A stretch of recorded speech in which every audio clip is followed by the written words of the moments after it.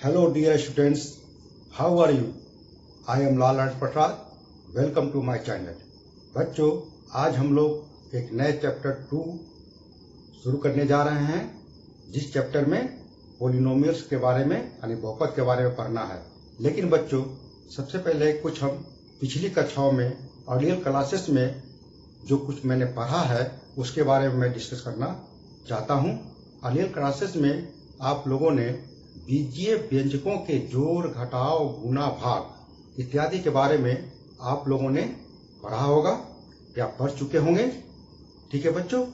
और कुछ ऐसे आइडेंटिटीज के बारे में आप लोगों ने देखा होगा जिसका उपयोग गुणनखंड निकालने में किया गया था. वो आइडेंटिटीज जैसे कि a प्लस बी का whole square is equal to होता है a square plus 2ab plus b square. a minus b का होल स्क्वायर इक्वल टू होता है a square minus 2ab plus b square. और a minus b bracket close a plus b bracket close equal to होता है a square minus b square. इस chapter में बच्चों हम लोग एक विशेष प्रकार के बीजीय व्यंजकों का अध्ययन करेंगे जिसे हम लोग बहुपद कहा जाता है. और साथ में कुछ ऐसे टर्म्स हैं, शब्दावली हैं जिसका इससे जुड़ा हुआ रहेगा, उसके बारे में भी हम लोग अध्ययन करेंगे. और साथ में हम लोग फैक्टर थ्योरम, रिमाइंडर थ्योरम का भी अध्ययन करेंगे जिसका उपयोग गुणनखंड निकालने में किया जाएगा. ठीक है बच्चों. और साथ में हम लोग कुछ ऐसे अन्य विशेष प्रकार के आइडेंटिटीज के बारे में भी अध्ययन करेंगे जिसका उपयोग गुणनखंड निकालने में किया जाएगा. और साथ में कुछ वैल्यू भी निकालना सीखेंगे. ठीक है बच्चों, चलिए स्टार्ट करते हैं ये चैप्टर पॉलिनोमियल. ठीक है बच्चों, ये पॉलिनोमियल्स में हम लोग एक चर वाले बहुपद यानी कि पॉलिनोमियल्स इन वन वेरिएबल के बारे में हम लोग अध्ययन करेंगे. लेकिन इसको शुरू करने से पहले हम लोग ये जो हमने साइड में जो लिखे हैं पॉइंट्स, यही हमारा शब्दावली है. ठीक है बच्चों, यही वर्ड्स है हमारा. इस वर्ड्स के बारे में एक एक कर करके हम लोग डिस्कस करेंगे. क्यों डिस्कस करना चाहेंगे? क्योंकि ये सारे जो वर्ड्स हैं ये सब इसमें आपका पूरे चैप्टर में इसका उपयोग होगा. तो इसीलिए पहले इसका डिस्कस कर लेते हैं, उसके बाद हम लोग जो मेन चीज पढ़ना है उसको हम लोग स्टडी करेंगे. चलिए बच्चों, सबसे पहले हम लोग वेरिएबल्स और कांस्टेंट इसके बारे में हम लोग देखते हैं, यानी कि चर और अचर. जैसे कि यहाँ पर वेरिएबल और कांस्टेंट, इसको समझने के लिए हम लोग एक एग्जाम्पल पर विचार करते हैं. वो एग्जाम्पल आप देखें, उसको बढ़िया से देखें, समझें. हम एक फिगर के माध्यम से समझाना चाहेंगे आपको. जैसे कि आपका मान लिया जाए कि आपसे कहा जाए कि एक वर्ग दिया हुआ है, उसका पेरीमीटर निकालें. ठीक है बच्चों, जैसे मान लिया एक वर्ग दिया हुआ है, एक वर्ग है और इसका सभी साइड जो है आप जानते हैं कि इक्वल होता है.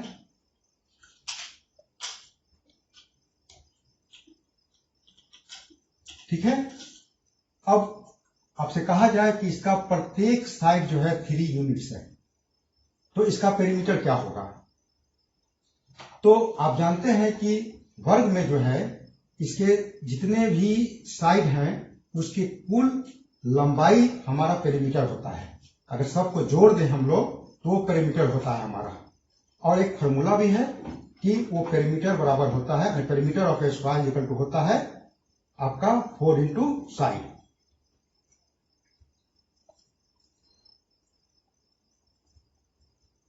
पेरीमीटर ऑफ ए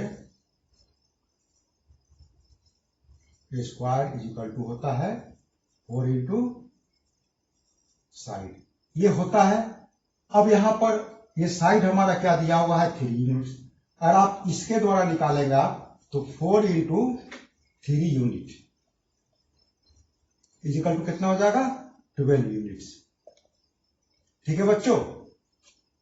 तो पेरीमीटर का मतलब होता है हिंदी में परिमाप या परिमिति कहते हैं. हिंदी वाले बच्चे जो है ध्यान देंगे, इसको कहेंगे कि वर्ग का परिमाप या वर्ग की परिमिति इज इक्वल टू 4 गुने भुजा। ठीक है। अब एक और हम देते हैं कि अगर वर्ग का जो है ये साइड को जो है अगर हम चेंज कर देते हैं, इसको मान लिया जाए कि अब उसका आकार थोड़ा सा बड़ा कर दिए, मान लिया कि बड़ा हो गया, और इसका जो है मान लिया कि 5 यूनिट्स है।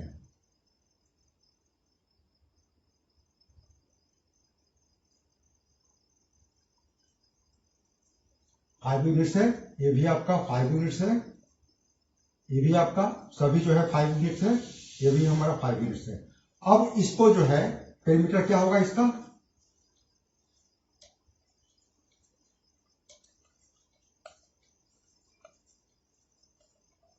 स्क्वायर इक्वल टू क्या हो जाएगा, इसी में बैठाएंगे हम लोग, तो 4 इंटू ये 5 है तो 5 यूनिट्स हो जाएगा, इक्वल टू कितना हो गया 20 यूनिट्स। अब मान लिया जाए एक वर्ग और लेते हैं, एक और थोड़ा सा बड़ा शेप लेते हैं इसका, इससे मान लिया कि इससे बड़ा शेप है, इसका मान लिया जाए कि अगर 8 यूनिट दिया हुआ है, 8 यूनिट्स है, सब आपका 8 है, तो वैसे स्थिति में इसका पेरीमीटर क्या हो जाएगा,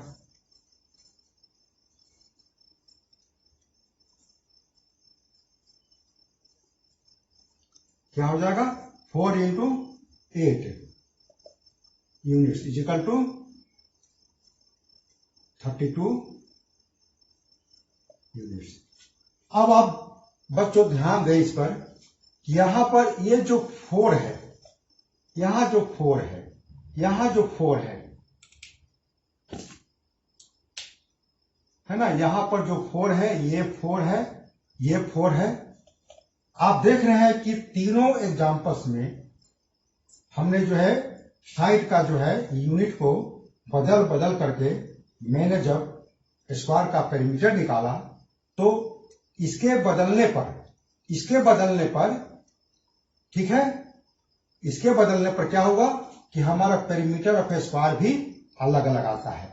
यहां पर आप देख सकते हैं 3 रखे तो 12 यूनिट्स आया, 5 रखे तो 20 यूनिट्स आया, 8 रखे तो 32 यूनिट्स आया, बदल रहा है मान। तो वैसे स्थिति में अब आप यहां देखें कि ये वाला वैल्यू जो है, ये जो 4 लिखा हुआ यहां 4 है, ये पहले वाले एग्जाम्पल में भी वही 4 है, सेकंड वाले एग्जाम्पल में भी वही 4 है, थर्ड एग्जाम्पल में भी वही 4 है, लेकिन इसका ये जो है ये बदल रहा है, और बदल रहा है तो ये वैल्यू भी बच के बदल रही है। तो यहां पर बच्चों ये हम कहना चाह रहे हैं कि अगर मान लिया जाए कि एक ऐसा भी स्क्वायर हो, एक ऐसा भी स्क्वायर हो जिसका साइड हमारा x यूनिट हो, इसको थोड़ा सा ऊपर ले देते हैं, x यूनिट्स हो, तो सब आपका x से रहेगा, तो वैसे स्थिति में इसका पेरीमीटर क्या हो जाएगा,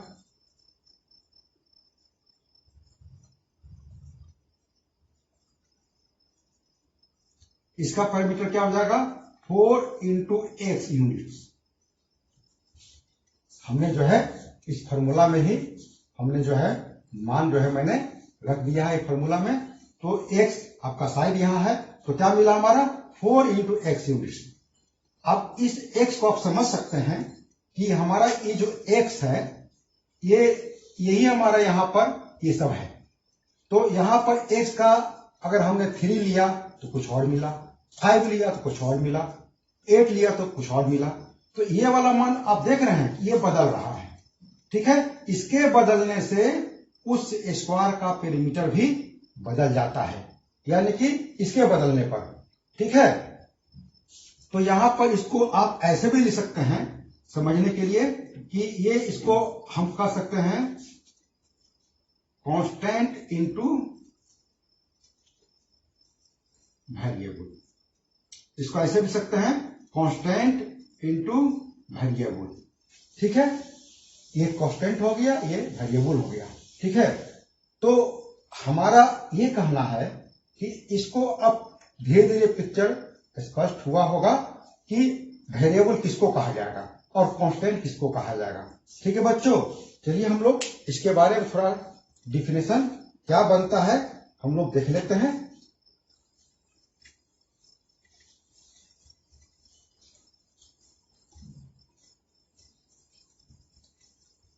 इस चीज को हम ऊपर लिख देते हैं क्योंकि इसकी जरूरत पड़ेगी हमको।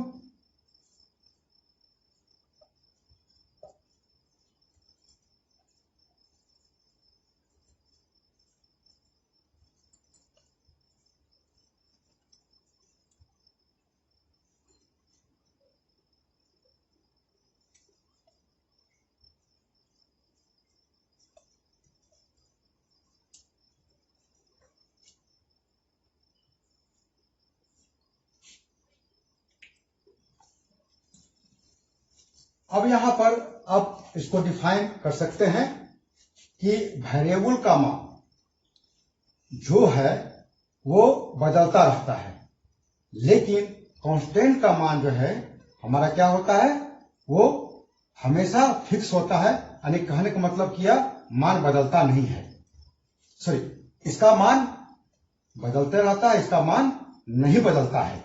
ठीक है ना बच्चों। अब यहां पर हम लोग डिफाइन क्या करेंगे, एक और चीज हमने उसमें आप ध्यान देंगे एग्जांपल में कि एक्स हमारा क्या है, एक सिंबल है। क्या है, सिंबल है। ठीक है ना। तो उसके आधार पर हम लोग देखिए इसको डिफाइन करते हैं। वेरिएबल को हम लोग चर कहते हैं। इसको लिखेंगे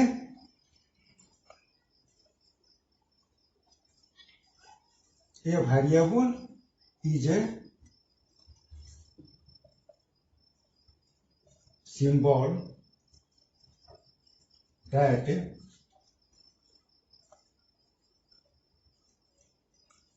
represents an unknown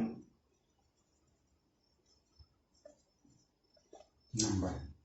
हमने क्या लिखा है कि वेरिएबल एक सिंबल है, माने सिंबल से प्रकट किया जाता है। ठीक है ना।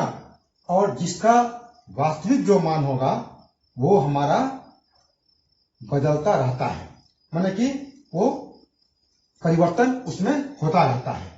ठीक है बच्चों। और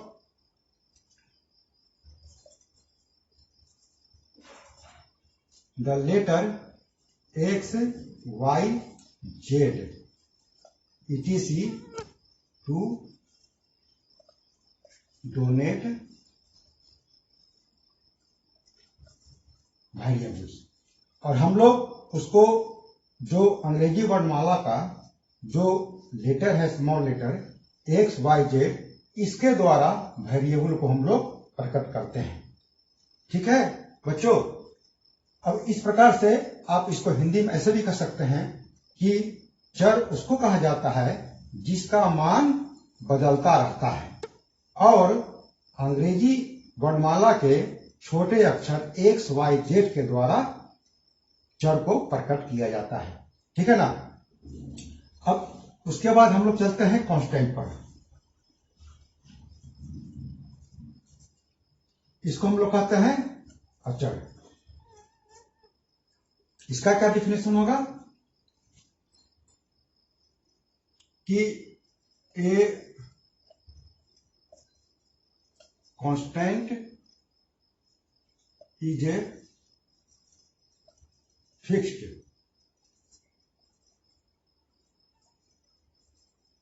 quantity that can not change. हमने क्या लिखा है, ठीक इसी का उल्टा है, अपोजिट है। इसका मान बदलता रहता है और इसका मान फिक्स्ड रहता है, वो कभी नहीं बदलता है। ठीक है। तो उसको हम लोग कांस्टेंट कहेंगे। और इसको जो है the letter a b c etc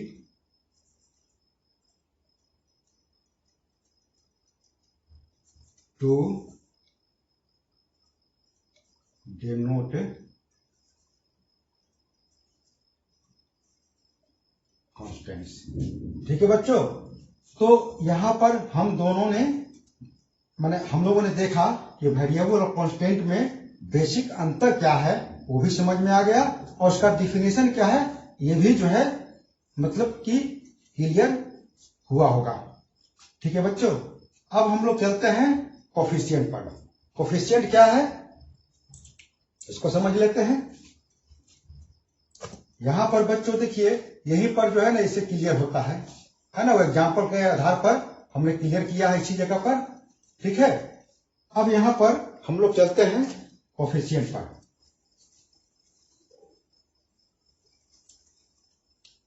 coefficient क्या कहता है,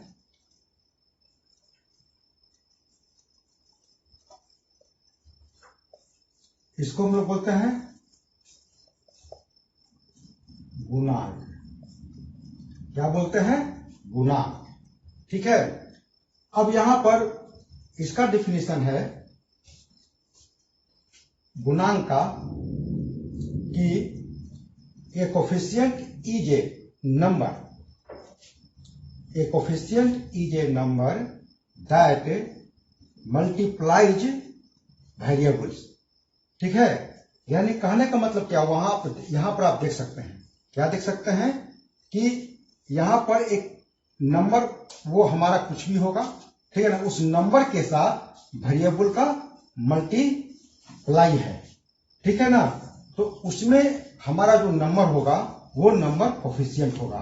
जैसे कि हमने निकाला था 4x, ये वाला, ये 4 हमारा, इसके लिए ये जो नंबर है वो हमारा कोफिशिएंट कहलाएगा। ठीक है बच्चों, इसका डिफिनेशन है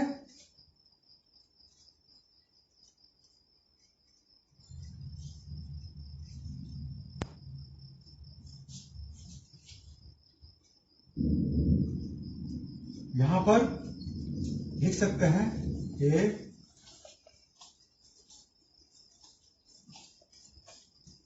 coefficient is a number that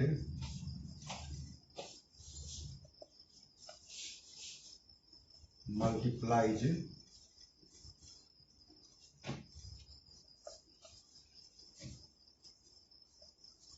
variable. यहां पर मैंने क्या लिखा कि कोफिशिएंट का एक नंबर है जो वेरिएबल से मल्टीप्लाई रहता है। ठीक है ना, जैसे यहां पर आप देखें, ये 4 क्या एक नंबर है। ठीक है, ये 4 नंबर है और x हमारा कोई वेरिएबल है, तो इसके साथ इसका मल्टीप्लाई है। ठीक है ना, तो इस 4 को हम लोग कोफिशिएंट कहेंगे। ठीक है बच्चों, आगे हम लोग थोड़ा सा और इसके बारे में चर्चा करेंगे। फिलहाल इस डिफिनेशन केवल ये समझना है कि कोफिशिएंट क्या है। ठीक है, उसके बाद अगला जो है हमारा टर्म। अब टर्म क्या है, तो टर्म को हम लोग पद कहते हैं। ये वाला टर्म देखिए, यहां पर टर्म को हम लोग क्या कहते हैं, पद कहते हैं।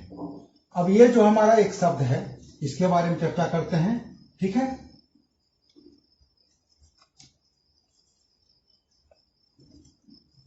a term is either a single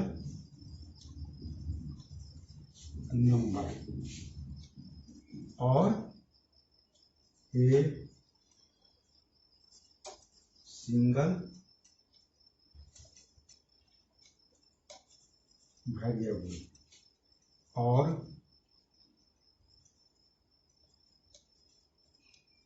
numbers and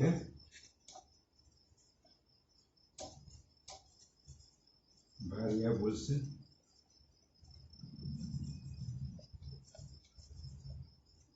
multiplied together।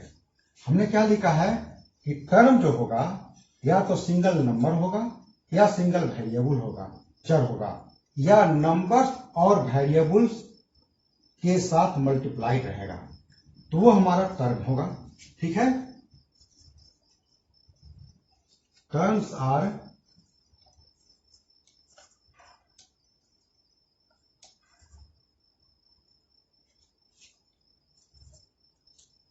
separated by plus minus और डिवीजन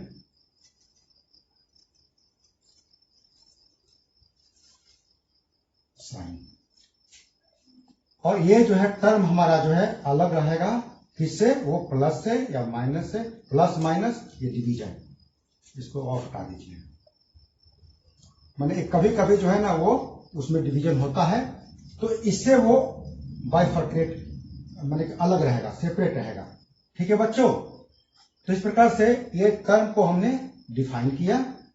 अब हम लोग चलते हैं, अगला जो है हमारा एक्सपोनेंट है। क्या है? एक्सपोनेंट है।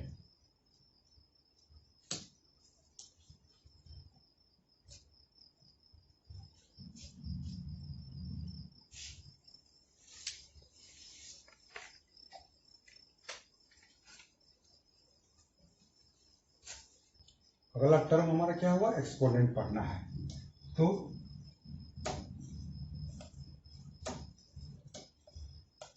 एक्सपोनेंट, इसको हम लोग कहते हैं घातांक। अब एक्सपोनेंट का क्या डिफिनेशन होगा, इसकी भी चर्चा इस चैप्टर में मिलेगा आपको। तो इसके बारे में कहता क्या है कि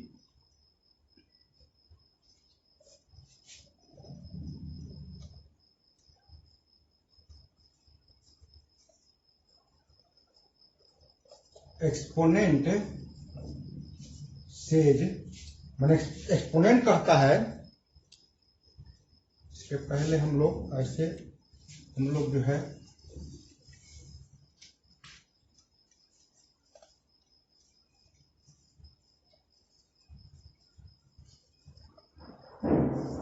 एक्सपोनेंट सेज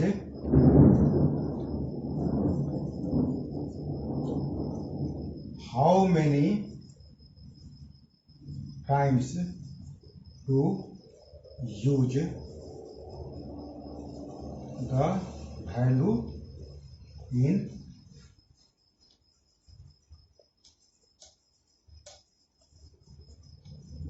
मल्टीप्लिकेशन। कहता है कि एक्सपोनेंट क्या कहता है कि हम लोग जो है कितना बार जो है हम लोग मल्टीप्लिकेशन में जो वैल्यू है उसको उपयोग कर सकते हैं। जैसे मान लिया जाए कि आपका जैसे एक्स स्क्वायर दिया हुआ है, ठीक है, तो इस 2 को एक्सपोनेंट कहेंगे और इस x को, जैसा कि आप जानते हैं कि बेस कहलाता है, तो यहां पर ये 2 बता रहा है एक्सपोनेंट कि x को आप 2 बार मल्टीप्लाई कर सकते हैं। कितनी बार करेंगे? 2 बार, यानी कि ये 2, अगर मान लेगा अगर यहां पर आपका 4 है तो आप क्या करेंगे? ये 4 बता रहा है कि इसको x को जो है हम 4 बार मल्टीप्लाई करेंगे, ठीक है, और मल्टीप्लाई करके उसका वैल्यू निकालेंगे। ठीक है बच्चों। अब इसके बाद अगला जो है हमारा ये जो टर्म है वो है अलजेब्रिक एक्सप्रेशन।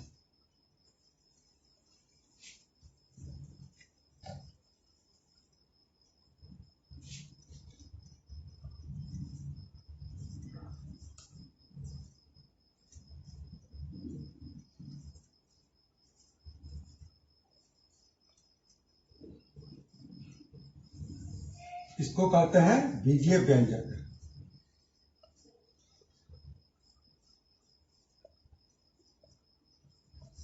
ठीक है बच्चों, क्या कहते हैं इसको? है बीजीय व्यंजक। अब इसका डेफिनेशन क्या होगा, तो इसको लिखेंगे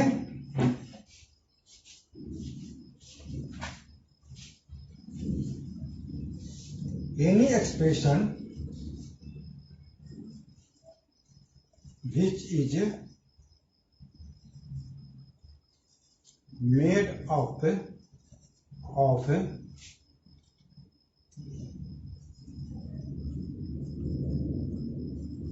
constants and variables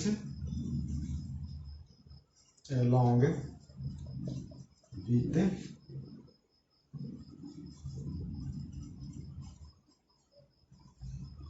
operations like plus, minus, और ये हो गया ऑपरेशन इज कॉल्ड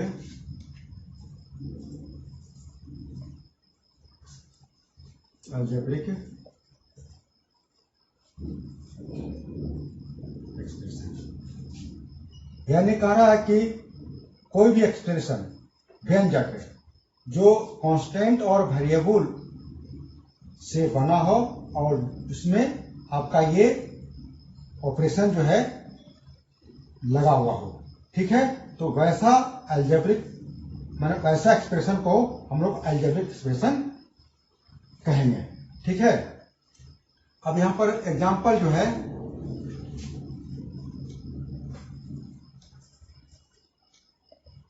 बहुत सारा होगा। जैसे मान लिया जाए कि 3x 4 x plus 5 x minus 1 plus 2 1 by x plus 6 x square plus 3x plus 5 y का रूट प्लस 3 y पर power 1 by 3 plus y plus 6। उसके बाद आप x 4x plus 3x y plus 6, उसके बाद 1 बटा x स्क्वायर प्लस 4, ऐसे करके बहुत सारे आपको अलजेब्रिक एक्सप्रेशन मिलेंगे, ठीक है बच्चों। ऐसे बहुत सारे अलजेब्रिक एक्सप्रेशन मिलेंगे।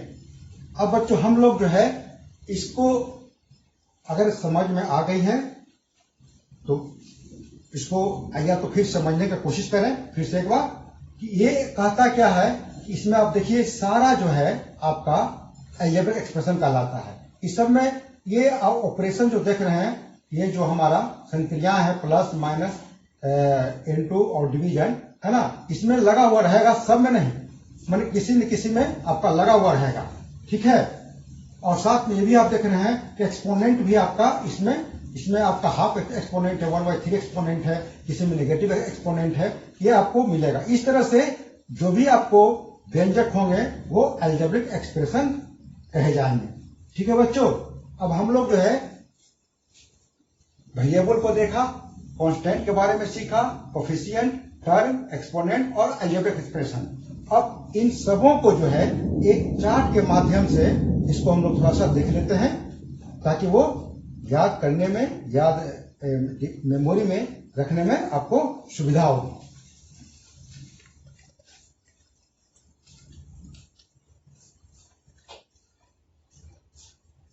जैसे हम लोग एक मान लेते हैं कि जैसे कि 5x प्लस 6 ये क्या है हमारा एक अलजेब्रिक एक्सप्रेशन है, ठीक है बच्चों, उस डिफिनीशन के अनुसार। अब इसको प्रूव कर देते हैं, ठीक है, और यहां पर थोड़ा सा बढ़ा दीजिए, यहां पर थोड़ा सा एक लंबा कर देते हैं। अलजेब्रिक एक्सप्रेशन है, कोई भी आप ले सकते हैं, लेकिन यहां पर हम समझाने के लिए मैंने थोड़ा सा 3 टर्म का एक अलजेब्रिक एक्सप्रेशन लिया है, ठीक है। तो ये वाला भी हमारा क्या होगा,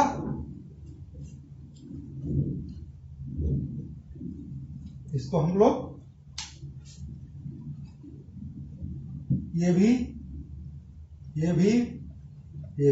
ये क्या है हमारा कर्म है,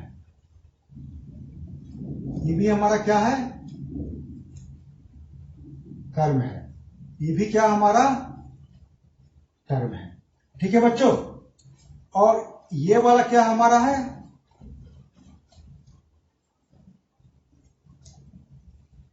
कांस्टेंट, ठीक है, और ये वाला क्या है हमारा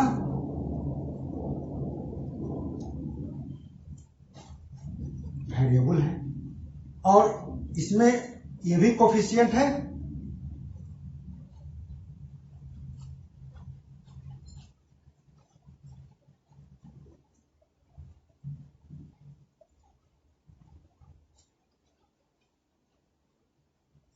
कोफिशिएंट है, और इसमें हम लोग चलते हैं। ये वाला 2 जो है हमारा क्या है, एक्सपोनेंट है। क्या है, हमारा एक्सपोनेंट है। और ये वाला इस यहां वेरिएबल था, ये भी हमारा वेरिएबल है। और ये हमारा जिस यहां कोफिशिएंट था, परिभाषा से, डिफिनीशन से, ये भी हमारा क्या हो गया, कोफिशिएंट है।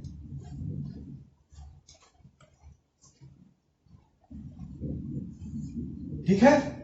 अब इसके बाद ये पूरा का पूरा जो है हमारा, ये वाला माने कि यहां से लेकर यहां तक ये पूरा क्या हो गया,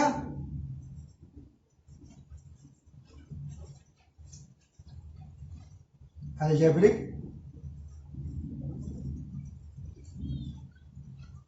एक्सप्रेशन हो गया। क्या हो गया, अलजेब्रिक एक्सप्रेशन। यानी पूरा ये हमारा 5x² + 2x + 6 क्या हो गया हमारा, अलजेब्रिक एक्सप्रेशन। और इस अलजेब्रिक एक्सप्रेशन में ये हमारा टर्म, ये भी हमारा टर्म, ये भी हमारा टर्म। अब इसमें क्या है, इस 5 को कोफिशिएंट कहेंगे, इस x को वेरिएबल कहेंगे, यहां पर मैं दिखा दिया है। और ये जो 2 है एक्सपोनेंट कहलाएगा, यानी घातांक कहलाएगा। ठीक है। और ये हमारा कांस्टेंट कहलाएगा। ठीक है बच्चों, इस प्रकार से हमने जो पढ़ाया आपको 1 से लेकर 6 तक, उसको मैंने एक डायग्राम में लिख करके समझाने की मैंने दोबारा कोशिश की कि आप इसको जो है दिमाग में बनाए रखने में सुविधा होगी। ठीक है बच्चों। और नेक्स्ट वीडियो में हम लोग जो है आगे जो पढ़ना है, types of expression, monomial expression, binomial expression, उसके बाद है पोलिनोमियल। और तब हम लोग पोलिनोमियल पर चलेंगे, जो हमारा मेन जो चैप्टर है करने के लिए।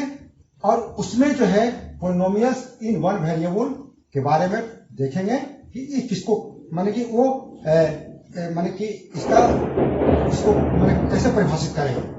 ठीक है बच्चों, तो ये वीडियो यहीं तक। फिर नेक्स्ट वीडियो में पुनः इसको लेकर के हम लोग चर्चा करेंगे, डिस्कस करेंगे। धन्यवाद।